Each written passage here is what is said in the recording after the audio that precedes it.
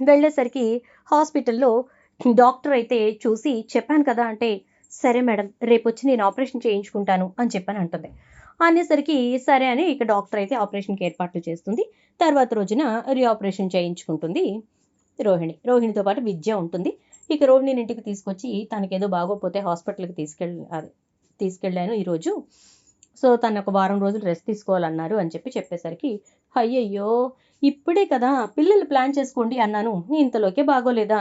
సరేలే పదమ్మా అని లోపలికి తీసుకెళ్తుంది. ఇక వారం రోజులు బెడ్ దిగకుండా జాగ్రత్తగా ఉంటుంది రోహిణి. అయిపోయాక మీనాని చెకప్స్‌కి తిప్పుతూ ఉంటాడు. 2 నెలలు వచ్చేస్తుంది మీనాకి. ఇక ఈలోపు రోహిణి డాక్టర్ దగ్గరికి వెళ్ళి, ఎన్ని నెలలకు ప్లాన్ చేసుకోవాలంటే 3 మంత్స్‌కి అని చెప్తుంది. సరే అయితే అని చెప్పేసేసి ఒకసారి చెకప్ చేయించుకుని రిటర్న్ వచ్చేస్తుంది. ఈలోపు మీనాకి 3వ నెల రానే వస్తుంది. 3వ నెల ప్రెగ్నెంట్, 4వ నెల ప్రెగ్నెన్సీ కూడా అయిపోతూ ఉంటే ఇక అక్కడి నుంచి రోహిణి సర్జరీ రీఆపరేషన్ చేయించుకుని 3 నెలలు దాటిపోయిన తర్వాత ఇక ప్రభావతి మొదలు పెడుతుంది. ఏంటమ్మా రోహిణి, అసలు ఎక్కడ ఆ లేదు, ఊ లేదు, ఏ వార్త చెప్పట్లేదు. అక్కడ చూస్తే మీనా కడుపేమో పెరిగిపోతోంది.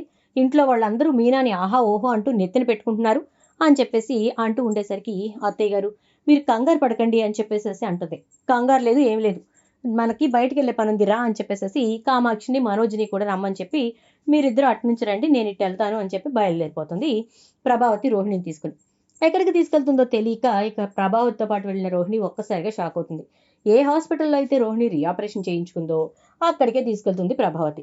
కొంపదీసి తెలిసిపోయిందా అని చెప్పి రోహిణి కంగారు పడుతూ ఉంటే అపాయింట్మెంట్ తీసుకుని డాక్టర్‌ని కలవడానికి తీసుకెళ్తుంది. డాక్టరు రోహిణిని చూసి, ఏంటి అప్పుడే వచ్చావు అని చెప్పానంటే, రోహిణికి అక్కడ ఏం చెప్పుకోవాలో తెలియని పరిస్థితి. ప్రభావతి, అదేంటండి నేను ఇప్పుడే కదా తీసుకొచ్చాను మా కోడల్ని అని చెప్పని అంటూ ఉంటే, చెప్పండి కూర్చోండి అని చెప్పేసేసి ఇక డాక్టర్ అడుగుతూ ఉంటుంది. మా కోడలు ఇంతవరకు నీళ్ళొసుకోలేదు. మా రెండో కోడలు అప్పుడే 5వ నెల కడుపుతో ఉంది. రేపో మాపో ఆరొచ్చేస్తాయి. ఇదేమో పెద్ద కోడలు. దీనికి ఇంతవరకు పిల్లలు పుట్టలేదు అని చెప్పి మళ్ళీ రేపటి రోజున మాట రాదు. అందుకే తీసుకొచ్చానండి అని చెప్పని అంటుంది. అదేంటండి, తనకి రీఆపరేషన్ చేసింది మొన్నే కదా! ఆల్రెడీ ఒక బిడ్డున్నాడు కదా! ఎందుకు మీరంత కంగారు పడుతున్నారు? ఆల్రెడీ అసలు పిల్లలు లేకపోతే అలాంటి మాటలొస్తాయి. తనకు ఒక బిడ్డున్నాడు. ఇంకా ఇప్పుడు రీఆపరేషన్ కూడా చేశాను కాబట్టి ఇంకొక 10 రోజులు వెయిట్ చేస్తే తను ప్లాన్ చేసుకోవడానికి అవకాశం ఉంది కదా! ఏంటి రోహిణి, రీఆపరేషన్ సంగతి మీ అత్తగారికి చెప్పలేదా? మనవడంటే ఆవిడకి ఇష్టం లేదా ఏంటి? ఆల్రెడీ బిడ్డున్నా సరే ఇప్పటి వరకు పిల్లలు కనలేదన్నట్టు మాట్లాడుతున్నారు అని డాక్టర్ చెప్పేస్తుంది. ఏం మాట్లాడుతున్నారు? ఎవరి గురించి మాట్లాడుతున్నారు అంటుంది ప్రభావతి. ఇంకెవరి గురించి? మీ కోడలు గురించే అని డాక్టర్ అనేసరికి రోహిణి, అబ్బా మొత్తం బయట పెట్టేశావుగా మహాతల్లి అని చెప్పని అనుకుంటూ ఉంటుంది. ఈలోపు మనోజ్, కామాక్షి ఇద్దరు వస్తారు. ఇక ఇద్దరు లోపలికి వెళ్ళి డాక్టర్ దగ్గర కూర్చుంటారు. కూర్చుని ఏం జరిగింది అంటే డాక్టర్ మొత్తం వివరంగా చెప్పేస్తుంది. మనోజ్ రోహిణి వంక చూస్తూ ఉంటే ఏం మాట్లాడలేక అలా కూర్చుండిపోతుంది రోహిణి. ఇక ప్రభావతి, సరేలే మనోజ్ పద అని చెప్పేసి డాక్టర్ ముందు ఎందుకు మాట్లాడటం అని బయలుదేరుతుంది. కామాక్షి రోహిణి దగ్గరికి వచ్చి, ఏం జరిగింది రోహిణి అని చెప్పని అంటే, ఆంటీ అది అంటూ ఉంటే, పర్వాలేదు చెప్పు ఏం జరిగింది అనగానే ఇక మొత్తం తప్పని పరిస్థితుల్లో బయట పెట్టేస్తుంది రోహిణి. అమ్మో అమ్మో, ఇంత పెద్ద కుట్ర, ఇంత పెద్ద మోసమా, పర్వాలేదులే దొందుకి దొందే అంటూ ప్రభావతి దగ్గరికి వెళ్ళి, ఏంటొదినా నువ్వు బాగా ఏరి కోరి తెచ్చుకున్న కోడలు చాలా బాగుంది, నేను తీసుకొచ్చిన సంబంధమే 100 రెట్లు మేలు అంటే ఏమైంది వదినా అంటుంది ప్రభావతి. ఏమవటమేంటొదినా, నీకు విషయం తెలీదా అని చెప్పేసేసి ఇక వెంటనే ప్రభావతి చెప్పడం మొదలు పెడుతుంది. ప్రభావతికి కామాక్షి చెప్పడం మొదలు పెడుతుంది. ఇక రోహిణి ముందు పెళ్లి విషయం, బిడ్డ విషయం, దాంతో పాటుగా ఇప్పుడు రోహిణికి రీఆపరేషన్ చేయించి మళ్ళీ బిడ్డల్ని కనాలి అనుకున్నా రోహిణికి 2 రోజుల క్రితం చేసిన టెస్టుల్లో మళ్ళీ తల్లయ్యే అవకాశం లేదు అని చెప్పి రిపోర్ట్స్ వచ్చాయని, ఇలా మొత్తం అన్నీ కూడా తెలుసుకుని ఒక్కసారిగా ప్రభావతి షాక్ అయిపోతుంది. దాంతో మనోజ్ ప్రభావతి వంక చూస్తూ ఉంటే, ఛీ, కనీసం ఒక మనిషిని ఎంచుకునేటప్పుడు ఎంపిక కూడా రాదు. ముందుది చూస్తేనేమో డబ్బు తీసుకుని పారిపోయింది, ఇది చూస్తేనేమో పెళ్లి చేసుకుని ఒక బిడ్డను కని మరి నీ దగ్గరకు వచ్చి ఇప్పుడే నాకు పెళ్ళయింది అన్నట్టుగా బిల్డప్ ఇచ్చుకుంటూ నానా యాగి చేసింది. మలేషియా కూడా నిజమో కాదో తెలియట్లేదు అనగానే, వదినా చెప్పడం మర్చిపోయాను, అది కూడా అంతా హంబక్కే. వాళ్ళ నాన్న లేడట, తనకున్నది అమ్మేనట, ఆవిడ్ని మీరు చూశారంట, తన కొడుకును కూడా చూశారంట అంటుంది.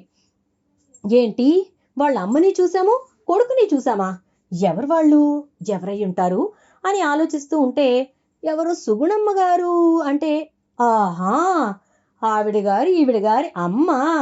హ, ఇంకా మీనాబాలు ఎవరినో రోడ్డున పోయే వాళ్ళు తీసుకొచ్చారని చెప్పేసేసి నేను వాళ్ళని తిట్టాను అనగానే, వాళ్ళు మంచి చేసినా నువ్వు తిడుతూనే ఉంటావుగా అని చెప్పి కామాక్షి సన్నాయి నొక్కులు నొక్కుతుంది. దాంతో ఇక ప్రభావతి నడవరా ఇంటికి అని చెప్పి రోహిణితో పలకను కూడా పలకకుండా ఇంటికి వెళ్ళిపోతుంది. వెళ్ళిపోయిన తర్వాత ఇక మీనా వంక చూస్తూ, నిన్నేమీ చేయలేకపోతున్నానే, ఎట్నుంచి ఎటొచ్చినా నీకే కలిసి వస్తోంది. ఏ కోడలనైతే నెత్తిన పెట్టుకున్నానో అది పనికి మాలిందని అర్థమైపోయింది. ఇంకిప్పుడు నేను ఏం చేసినా ఏం మాట్లాడినా ఇంట్లో చెల్లనుగాక చెల్లదు అని చెప్పేసేసి అనుకుంటూ ఇక బాధపడుతూ ఉంటుంది ఇటు నుంచి ప్రభావతి. ఈ విషయం బయటపడకుండా జాగ్రత్త పడాలి అని చెప్పేసేసి చాలా జాగ్రత్తలు తీసుకుంటూ ఉంటుంది.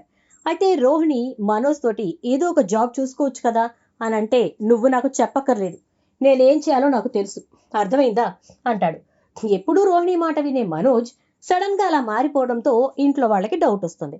అలా వచ్చి వీళ్ళిద్దరినీ గమనించడం మొదలు పెడతాడు బాలు.